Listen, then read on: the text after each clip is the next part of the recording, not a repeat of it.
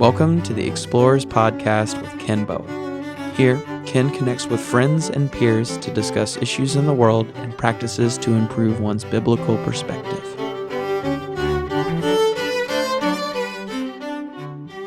Welcome to the Explorers Podcast, and this is Ken Bowen. I'm with my dear friend Steve Byrum. Steve is with the Hartman Institute, and I'd like him to tell us a little bit about what that looks like and what that involves, and what you've been working on of late in terms of some of the projects that you are most dear to you. Okay. I'm delighted to be with you, Ken, and I appreciate all that you do very, very much. I'm a little bit surprised, but very, very thankful for the relationship that we've developed and the kind of kindredness of spirit that I would claim. That might be offensive to you, but I would like to claim that. I love that. I think something happened when we connected together and you never know what a chemistry will be like. That's true. Yeah.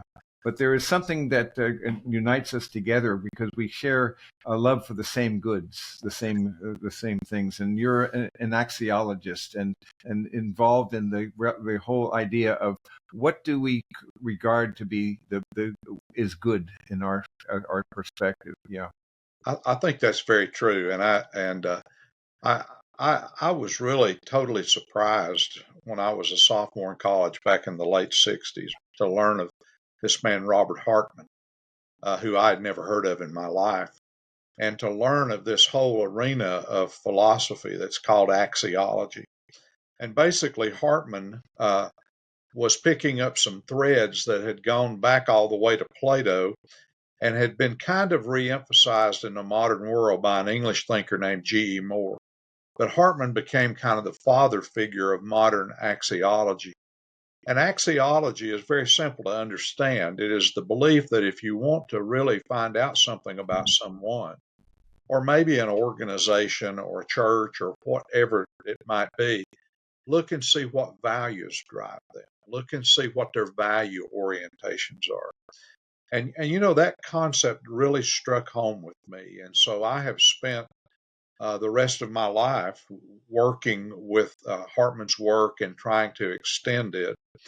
If any of your listeners would look onto the website of the Hartman Institute, you could learn a lot more about this fascinating man who began his life in Germany, who was an arch opponent of Adolf Hitler to the place that it all but cost him his life on several occasions, who escaped Germany, who rose to prominence in the late 1940s in the Walt Disney Organization, and then left that because he felt like that we could never be the best we can be unless we're doing what is really us. He was infinitely successful in the way that most of us measure success, but it was not him. And so he spent the rest of his life as a very, very influential writer and teacher. And I had the opportunity to do my second master's degree after seminary and my doctorate with Dr. Hartman. So I have literally spent the rest of my life in education and the consulting work that I do and the counseling work that I've done, kind of operating out of the context of Hartman's ideas. I think it's intriguing to think about. Hartman felt like that when we get up in the morning, we're not awake for seconds until we begin to evaluate or we begin to put in place the values that are now going to apply to the next step we're going to take in life and how we're going to make our lives work in a particular day. Now, clearly, when we wake up in the morning, those evaluations may be very trite. What we're going to eat, what we're going to wear, which way we're going to find our way into work if we live in Atlanta, et cetera, et cetera. But it could be that those evaluations will be very, very, very serious, almost Tillich's level of an ultimate concern.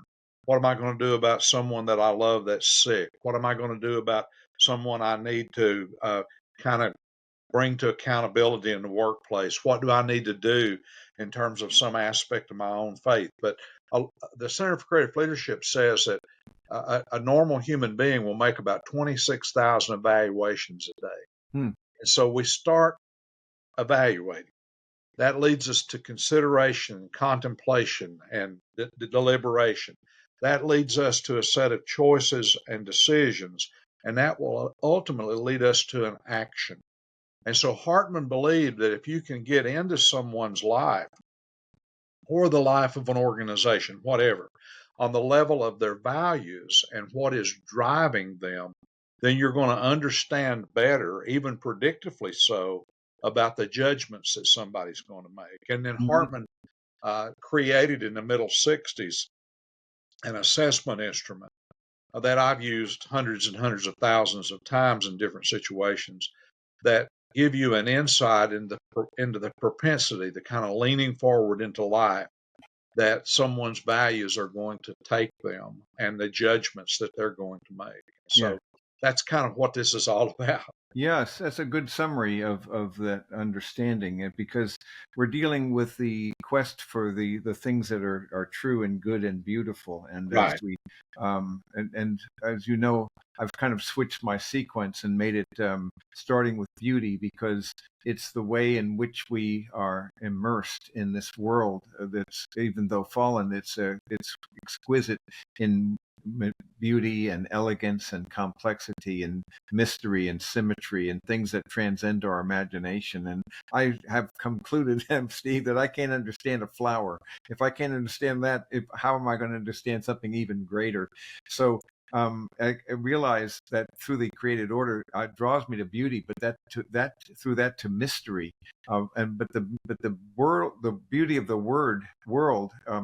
In my mind, points to another higher beauty, another word, and that's the beauty of the word, God's truth. And so that truth, which moves from the aesthetic to the rational, moves us then to the moral, to the goodness. And so I kind of see a kind of a movement in which we move from the Holy Spirit, who brooded over the created order, and that beauty comes from Him. And then how the Spirit never points to Himself, but rather beyond Himself to the Son. And then the Son does not point to Himself, but rather to the Father. And I move from that then into that realm of understanding, moving from the aesthetic to the rational to the moral. So there's this whole grounding, as I see it. I've come to see it with the Hartman, where you have the intrinsic values, are those of goodness, come from the wellspring of all reality, and then the others flow out of that. I agree with that very much. And that's what's intrigued me about you, Ken, how you have been able to quickly work and refine, I think, and evolve in important ways what Hartman called his hierarchy of value.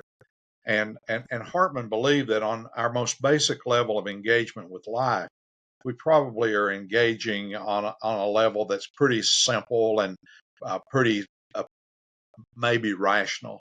And so, for example, with what you're talking about goodness, we kind of understand on a basic level good, bad, the Yeah. differences that are there. And then on the next level, just like you're saying, there are instances in which we are able to make probably some usefully rational judgments about whether something is good or not. Yes. We can drive a car for a while and we can kind of understand if it's a good car. We can Yes. go to a restaurant and we can have a meal and we can kind of understand if that was a good meal or if we had good service. So there are all kinds of situations in life in which we can go through these kind of what Hartman called extrinsic kind of comparisons with norms that we have or norms that have been established by our culture about whether something's good or bad. But to your point and to Hartman's point, there is also the experience of goodness, which is ultimately something that is beyond understanding. And so you are perfectly saying it, in my mind, the right way. You can't understand a flower. I mean, you can tell it's a flower, not a dump truck. That's kind of a basic Yeah. systemic level. Right. You can understand it's a rose and not a dandelion. That's kind of a comparative extrinsic level. Yes. But the experience of beauty and mystery and wonder and awe that comes from engaging with with a flower, that experience Hartman believed was goodness. And we fool around so much on those first two levels that top level of the intrinsic, the experience of goodness, is something that sometimes we do not have. We sometimes are serendipitously surprised by it. But you also said, and I think this is one of the most important things that you always say, Ken, that experience of goodness is not an end in itself. It is something that points beyond it, to something that is beyond it, to Yes. something that the Greeks would have said is meta, beyond just the rational. And I think that is something that relates to the richness that we can experience in life, the richness that we can experience in others, and the richness that I think that you and I would refer to as a spiritual experience. Yes, exactly so. So that the what is manifest in the extrinsic and systemic levels, those those are really things that though are manifestations of a deeper reality that is often overlooked, the That's right. interior life. And so again, as we've talked about the spheres of excellence, moving from the spiritual excellence to moral and relational excellence, and that interior life then was what informs then the way we should think, which is conceptual excellence, and then also what we do, which is the practical excellence. So all of those are there. But I think we have a natural tendency, and Hartman understood this, of actually inverting everything and treating the things that are temporal almost as if they were eternal, and the things that are eternal as if they were temporal. And it was not treating things according to their Exactly. true value. And so evaluating, and that's Jonathan Edwards' statement that the wisest thing we can do is to treat things according to their true value, strikes me as being very, very much along this line of the intrinsic goods of a thing. I think that's exactly right. And I think that the true value, the ultimate value, is the intrinsic value. But we become so caught up in conceptual rationality and in transactional, real life, different kinds of experiences that we create almost a blockade from that which is beyond. We don't stop and smell that rose, that That's the right. very stopping and smelling of it would take us beyond just having to rationally understand this is a flower, Yes. this is a rose. I've always been intrigued by the Hebrew language that surrounds Moses and the burning bush. Yes. And if you look at the Hebrew language very, very closely, where it says that Moses turned aside, that word not just implies, that word directly conveys a sense that Moses may have been by that place 100 times. He may have seen that bush burning and not consumed 100 times. But finally, he took the moment to turn aside and go experience it. And obviously, in the world that we live in today, we don't turn aside much. We're too busy to turn aside. Yeah, I think that's right. It's the place where we need for rest and for reflection. Um, there's an example of that I came across just recently in a description of of a book that's called Turning the Diamond, and it was about one of my favorite poems by C.S. by George Herbert, called Prayer One, and these rich layering of metaphors of prayer, the church's banquet, angels' age, God's breath, and man returning to his birth, and so forth. But each of these metaphors describes something. But he had this statement about the refreshment, Steve, that comes from holy drifting, hopeful waiting, and godly idleness. And I want you to hear that again, because I like that. It spoke, and I know you will like this. Think about holy drifting, hopeful waiting, godly idleness. In other words, creating space, a place for receptivity to turn aside and to notice what is not noticed by others, the very reality that we're immersed in wonder and mystery, and very few people even notice a flower and ask how that points beyond itself to the mysteries that transcend it. I think that's totally, totally correct. It's almost like Thoreau saying that he went to Walden to Yeah. live more deliberately, Yes, and so more that he wouldn't intentional. Hmm. so that he wouldn't come to the end of his life and figure out he hadn't lived. I don't know That's if right. you've seen this book, Ken, and it's called Look Again, No, I haven't. and it is not the most exciting book in the world that's ever been written. But I had a publisher tell me one time that if you can write something that contributes 15% new insight, you've probably accomplished something very important. the thing that I found most important about this book, Look Again, is that it really explores the concept of how habituated that our lives become. Yes, that's good. That's good. I see that. Hmm. Almost like gerbils on a little circular wheel. We just become so encased with guardrails and pathways. And this book says just exactly what you said today, that we've got to figure out how to look again. But looking again just doesn't happen, or it could. But looking again can be a part of a conscious intent of, just like you said it, putting ourselves in a situation where it may be more likely for the serendipitous or for the intrinsic event to occur. But we have become so habituated that the odds of us doing that become less all the time. Yes. So we do not see that these are invitations actually for a deeper understanding, because what our intention will affect our attention. And so our what do we intend becomes a huge thing. What do I want? What do I seek? And that will therefore I shape what I'm able to see and capable of seeing, because if I intend more than this world provides, I can use this world in a sacramental way that points beyond itself to greater truths. So, my view, as you know, is that everything in the created order points beyond itself to moral and spiritual truth for those who have the eyes to see and the ears to hear. And I think, but that requires eyes to see. I know how Jesus used, they have eyes to see, they don't see, they have ears to hear. So they're not, so you have to choose to allow yourself to be carried away by that. And it's a kind of a loss of your control and moving it on to the control of another, and the attention of another that is in our lives. I like the way you say that. I think that we have to generate the intent to put ourselves in a possible experience in which we can experience what I call at-tension.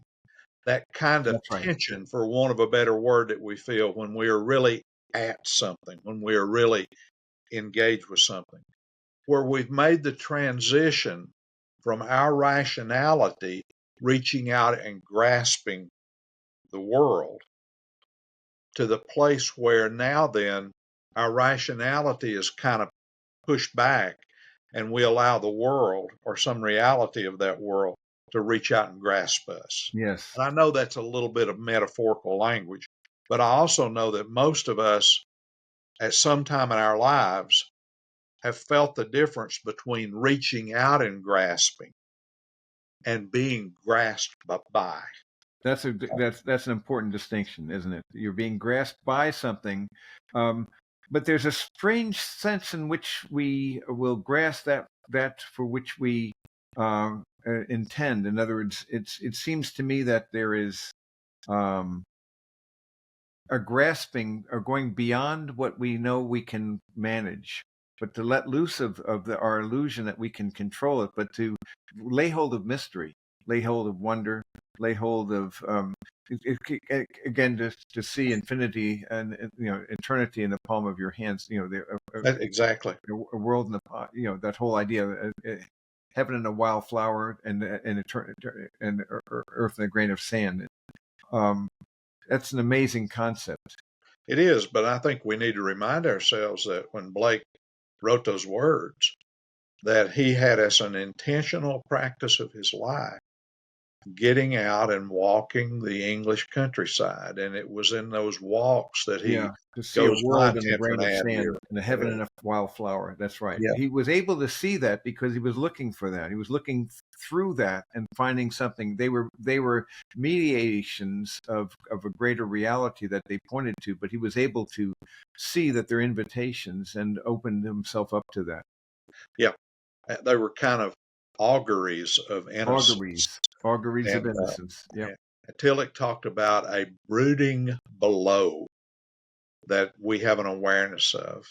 I, you know, when I think back about my life, we think about these moments of epiphany that we've had, and you think they've occurred in church, or you think they've occurred in a philosophy class, or in a conversation with a person like you, and of course they have.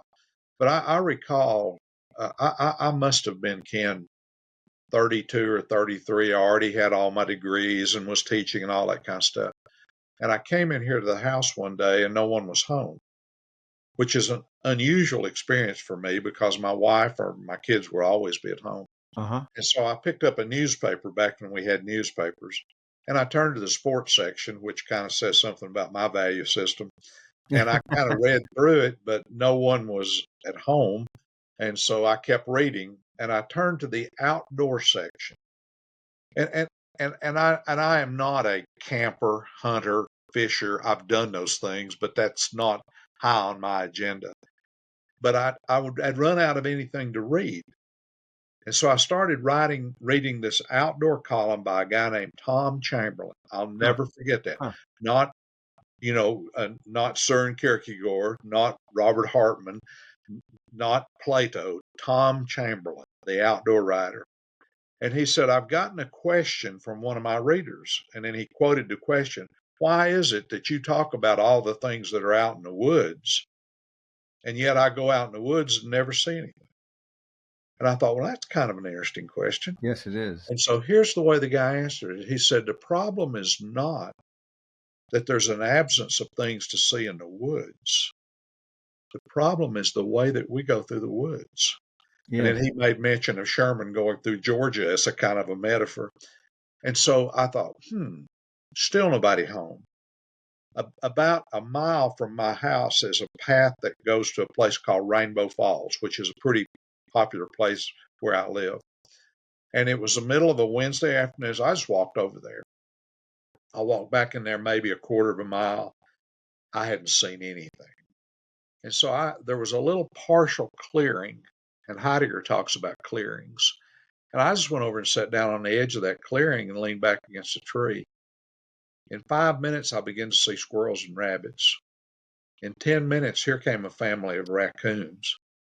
And in about 15 minutes, deer started walking through there. In other words, the woods were alive. Yes. But the way that I had walked through those woods pretty much evaporated the chances of me having any experience like that.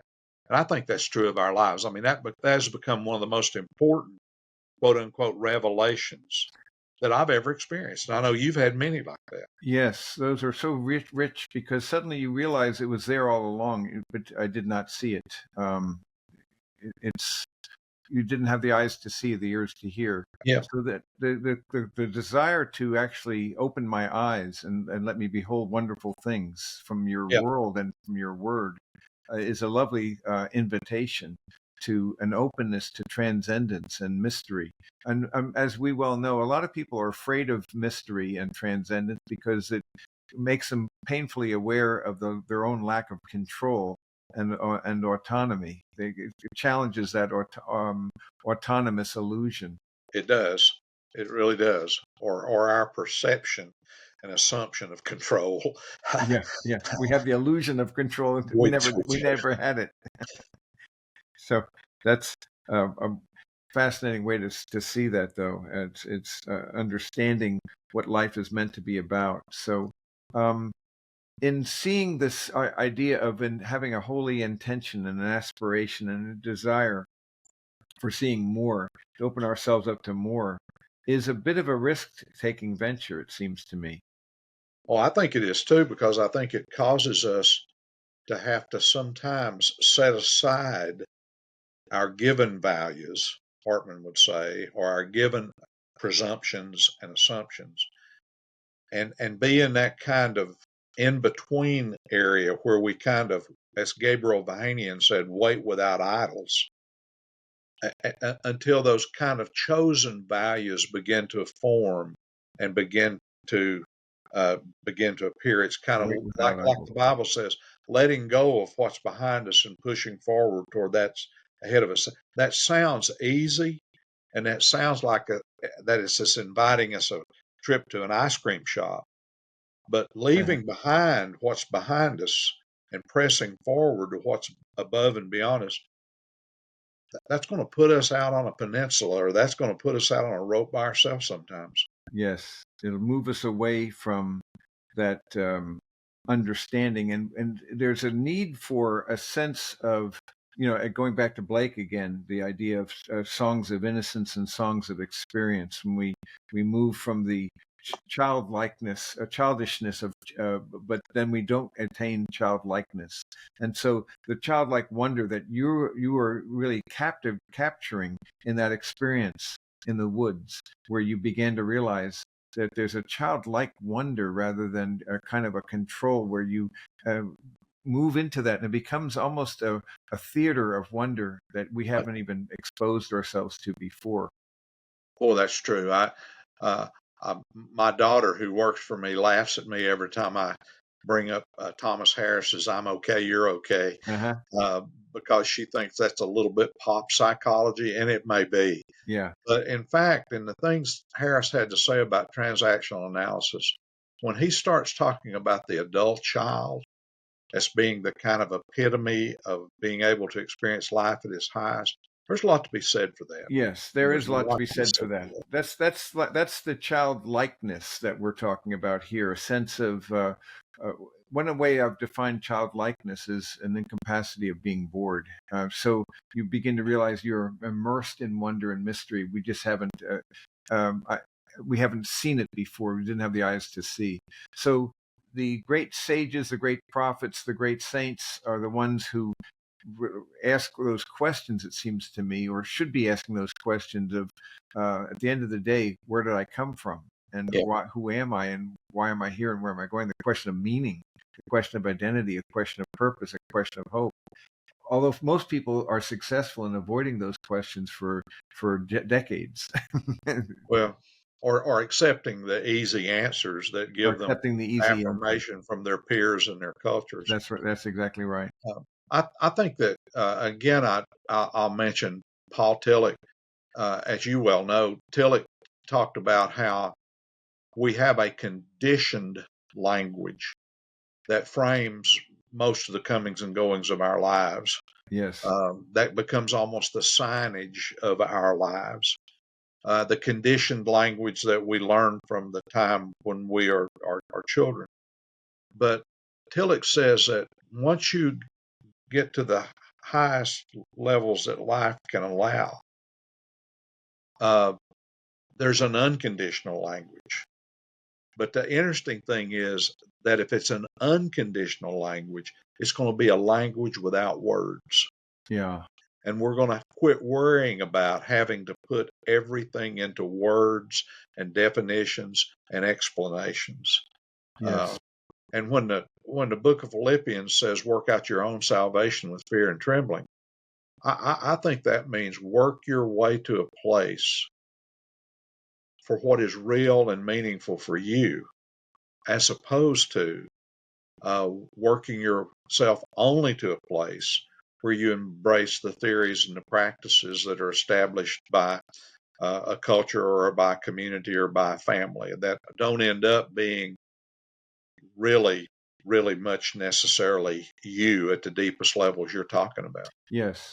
Realizing that, as you were saying, with the conditioned language, and then you mentioned something about the unconditioned language. I wanted to hear more what you said about what.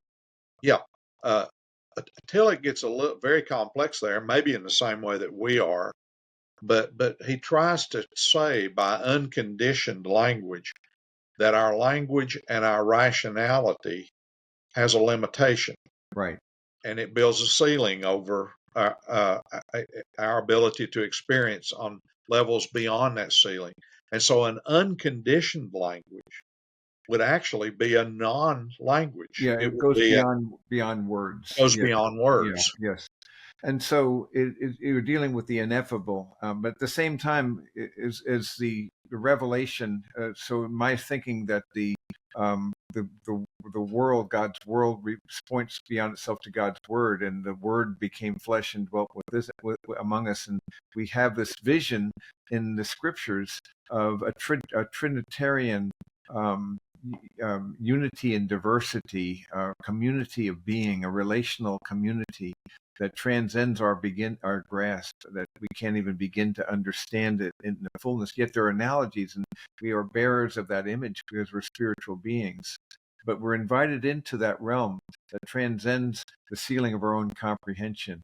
And many theologians are so left-brained they don't want to go there. They want to Exactly. control. They want to have the Exactly. illusion of control and autonomy. But if it's a God I can understand, it's not a God worthy of worship, it seems to me. But at the same time, he does make it simple. It's like the Gospel of John. I love it because it's simple enough for a child to wade in, but deep enough for a philosopher to drown in. So That's true. you have that simplicity of language, but it so goes beyond that to a person who invites us into a relationship.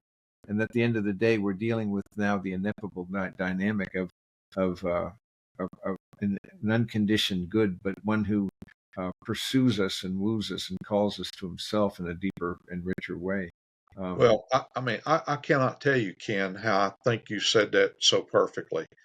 You're confronted by a person that invites you into a relationship. Yes. Now, I think that we could say that calls upon us to live toward others in a particular way and therefore find our highest existence. But I think that when John says, in the beginning was the Word, when he said just that phrase, somebody would probably have read that in an educated Greco-Roman world and said, what he's talking about is the logos, the rational principle that Plato believed was instilled in all of existence and that we can touch base with our rational minds. But then John flips a coin and he says, but the Word was made flesh and dwelt among us. Yes. He wasn't talking about a rational principle. No. He was talking about, to use your words, someone who invites us into a relationship. Yes, exactly so. A personal a being who invites us. And as you know, my thinking about the four words of God, where I talk about the infinite word, which is the author of matter, energy, space, and time, so that his created order. But then that the idea that the infinite word would become the that would become the incarnate word is beyond imagination. And then more even then is the incarnate word becomes the indwelling word. So now we are indwelled by the ineffable, the infinite and the eternal, and we are in him and he is in us, but we're beyond. He's beyond our grasp, and yet we are bearers of his image. So it's a deep mystery, but I recognize now that we can't understand the fringe of his ways, but we can, in a relationship, the key is trust, and entering into a filled with relationship with one who has actually shown us what he did for us, and now never invites us to do something for others that he has not already done for us first. Yeah. And I think that yesterday I spent the day in Dallas with a client, and I had the opportunity to spend about 3 hours with the president of this pretty significant company out there. And he has been infinitely successful in what he's done, and et cetera, et cetera, et cetera.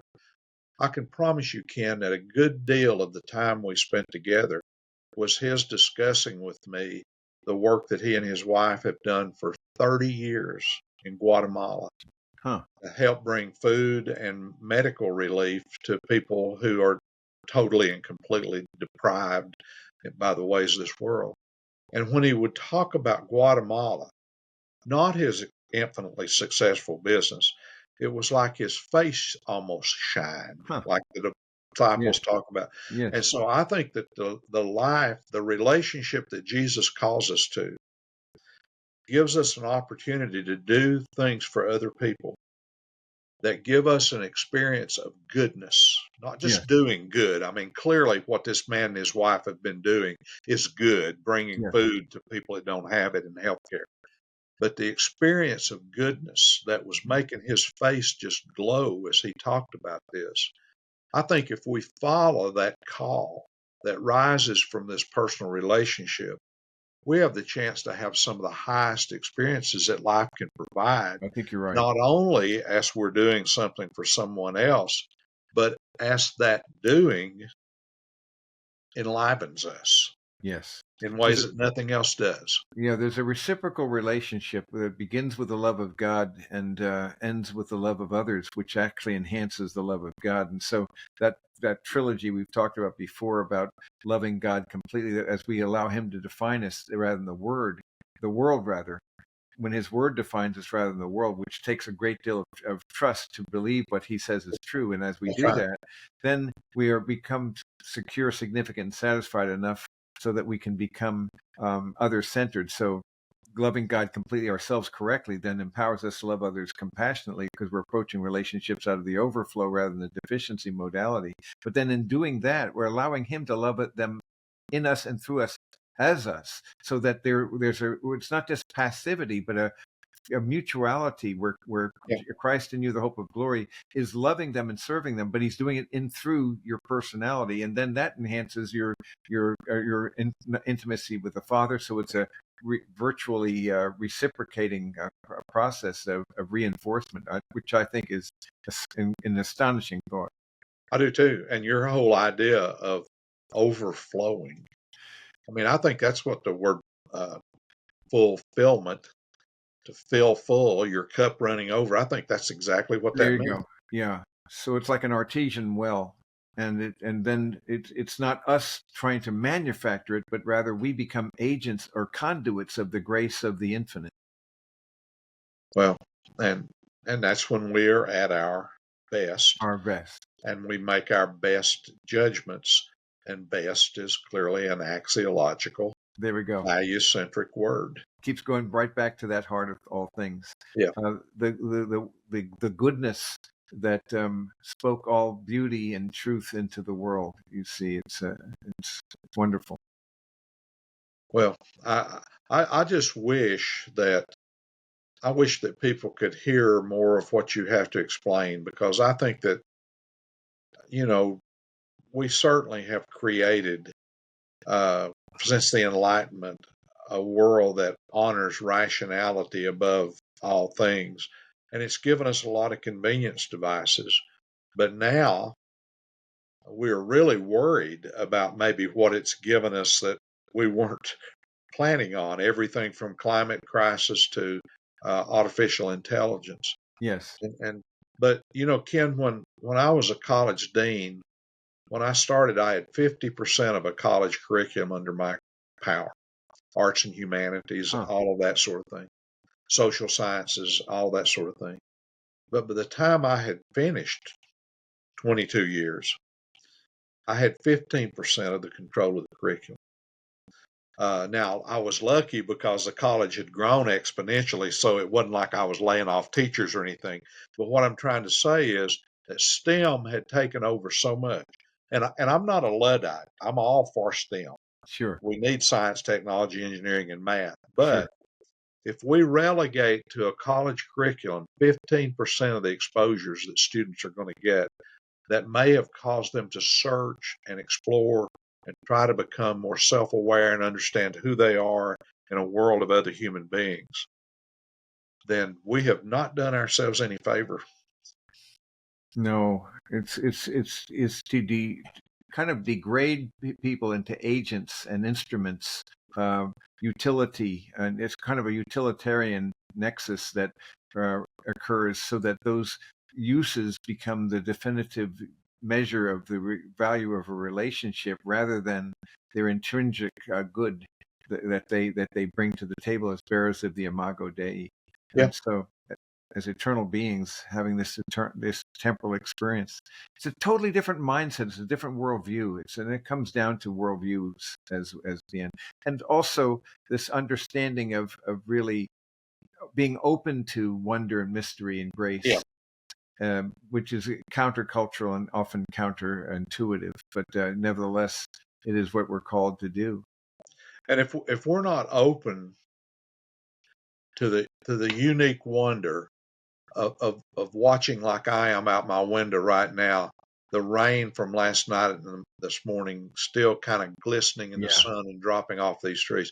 If we're not open to the uniqueness of that tree out there, right, how are we going to be open to the uniqueness of the people we're married to, our children, the people that live in our neighborhood?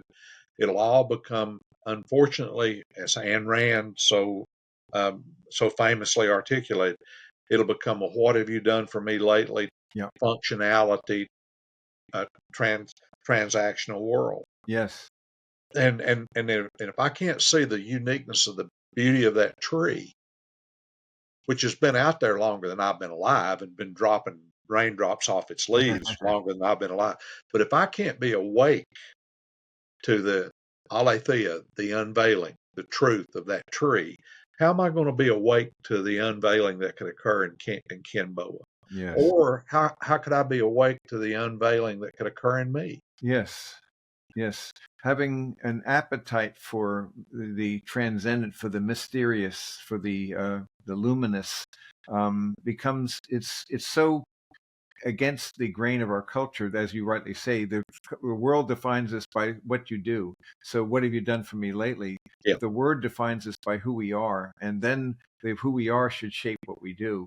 But having that unchanging basis of identity in the unchanging character and greatness of the one who made all things, but he's the one who's filled with wonder and mystery, so that we are truly mysteries, not only to ourselves, but to one another in a way, but yet we're pointers, aren't we, in the sense that we are agents who point beyond themselves to greater truths and realities, the one who made us, and then calls us to have a unity in that diversity that's a collective whole, which is greater than the sum of the parts.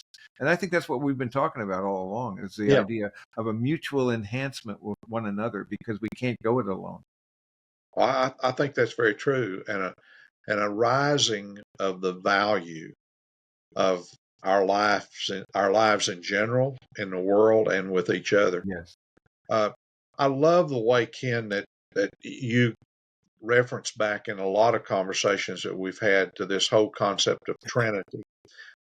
I think that's extremely important. I do, however, think that in general, Trinity has been reduced to a church concept. Yes. And for most people, it's a word that they can define with the conditioned language of their church experiences, but that it doesn't go much beyond that. I think you're right. I had a theology teacher in seminary who had one of the most interesting angles on that.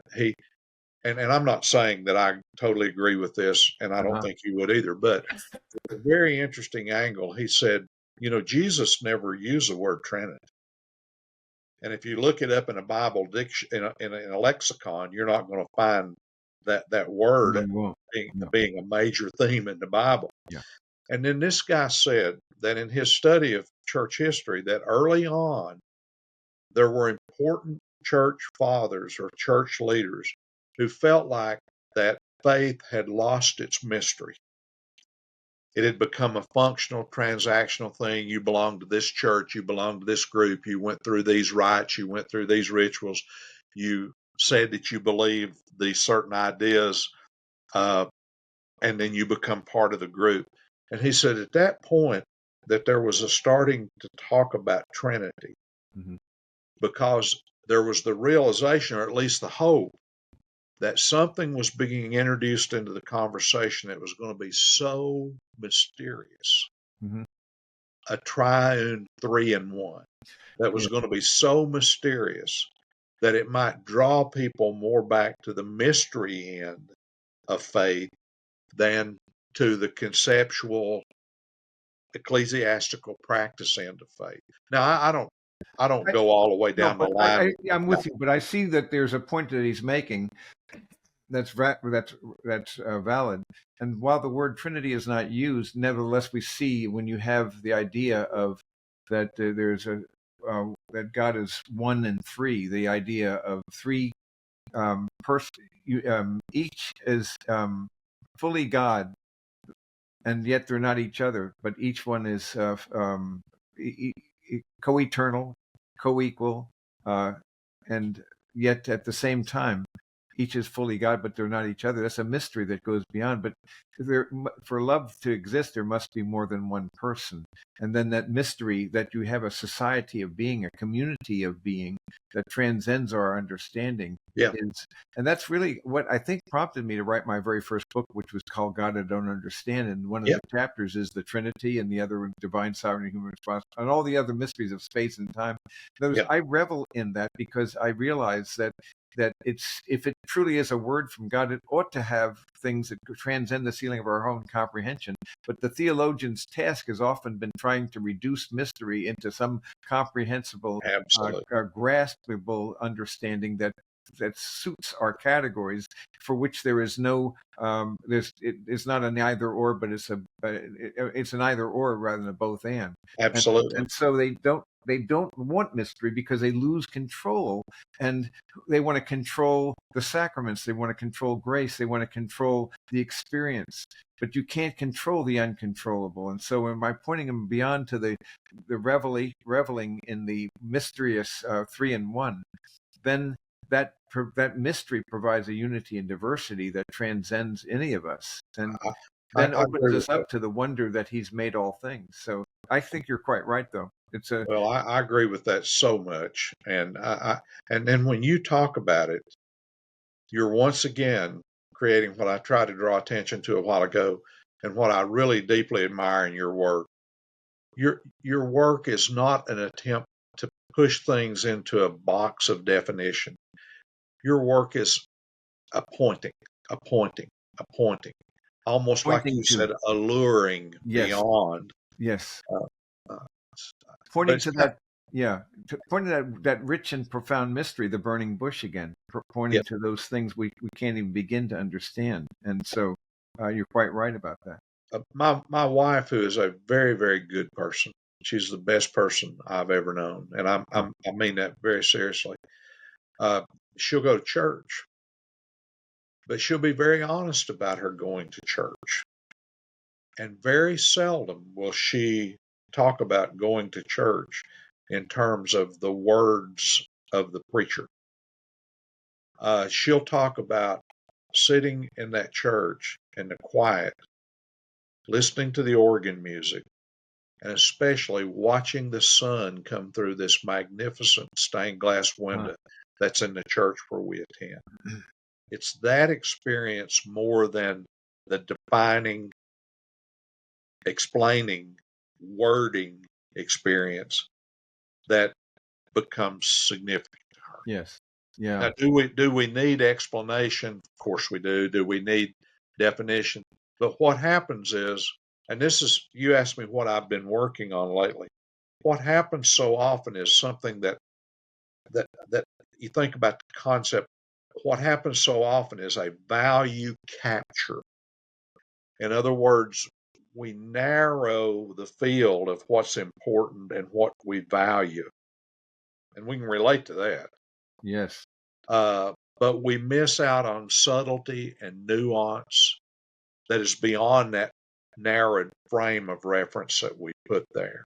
And so often, if our words aren't pointing words like yours are and like Hartman's work, then I think that we value capture and we narrow it, and we miss the subtlety and the nuance and the depth, the brooding below, to use uh, Tillich's words again. That is there, but that we just walk right yes, past. yes, right. It's a reductionistic, diminishing Absolutely. mindset that tries to reduce things down to the palpable, tangible material, and stubbornly refuses to realize that no, we're in a liminal place where should be open to the diaphanous encounters with God in His radiance and His luminous encounters that should cause us to be wondrous and stop doing the speaking and take off our shoes and to realize we're in holy ground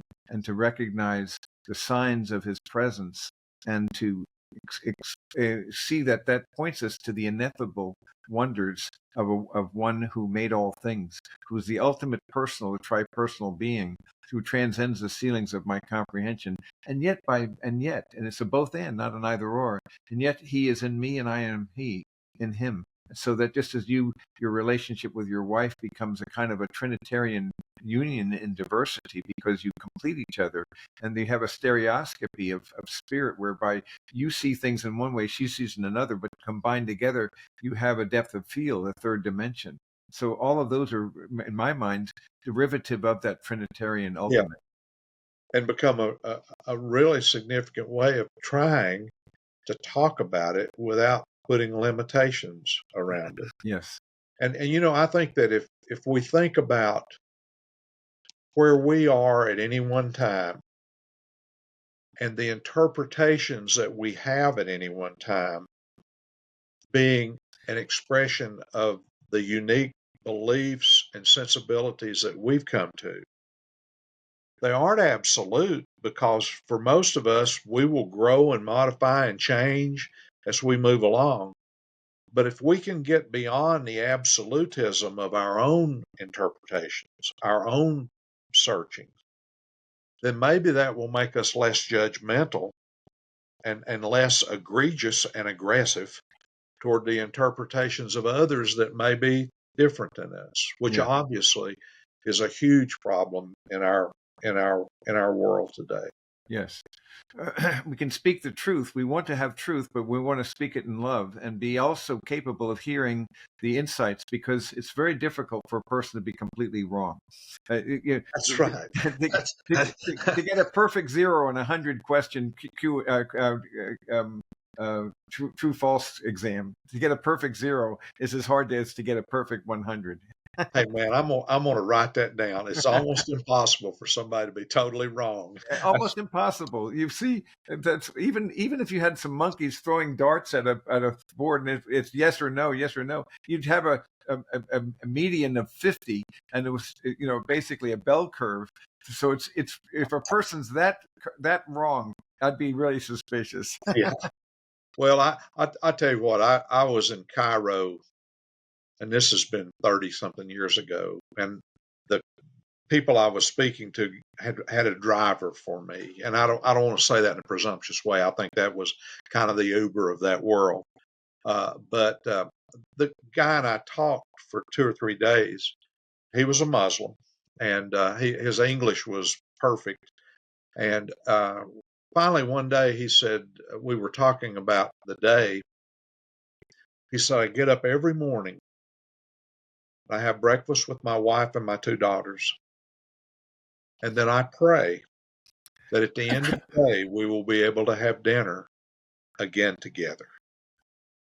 And it crossed my mind that although that man's interpretations are very different in some respects than the interpretations that I was given, in fact, when it comes right down to some of the more ultimate concerns and more ultimate values, he's exactly like I am.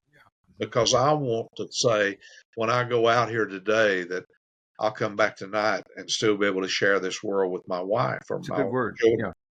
That's right. So my thinking is eschew the gravel and accept the gold. And so every book I read has different degrees of proportions of gold and gravel. Some are more than one, but it's the realization that every book and every person has insights of genius that we need to be able to receive, and can come from the most surprising sources. Yeah. And difference does not make somebody an enemy. That's precisely right. So that, in fact, that difference is what's necessary in a true union of diversity. Again, the coincidentia oppositorum, that the unity and diversity that we see in all things. Oh, I remember, Ken, when we first got married, and that was 57 years ago. We finally had to go to the grocery store, and so we're going down the line in the grocery store, and my wife takes out a box of Cheer detergent, puts it in the container. I took it out and put in a box of Tide.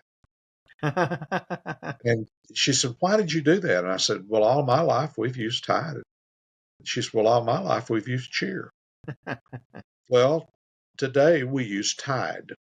But we went a little bit further in the grocery store, and I reached up and got a package of Lux, Lux soap. Yeah, You remember I remember that? Lux. And she put it back and put in Dial soap. Dial, I was going to guess. Yeah.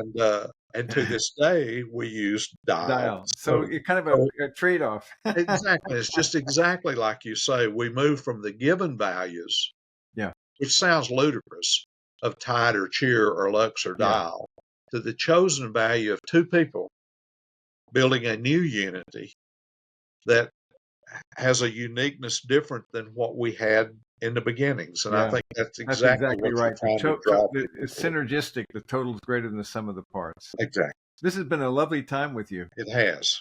I I've love really talking. enjoyed our time together, and I want to thank you for being with me. We'll do it again, my friend. And we've been overdue for many time for other things because I want to talk with you as well about some various categories in Hartman and so forth, and some these. It's always wonderful to cross Yeah, paths we have with a you. lot to talk about. And I'm glad that Ken Bo is out there in the world. You're kind, my friend. We'll Thank talk you, to you Steve. later. Okay. God bless you. Thank you for being a part of the Explorers podcast. Please like and subscribe, and we'll see you next time.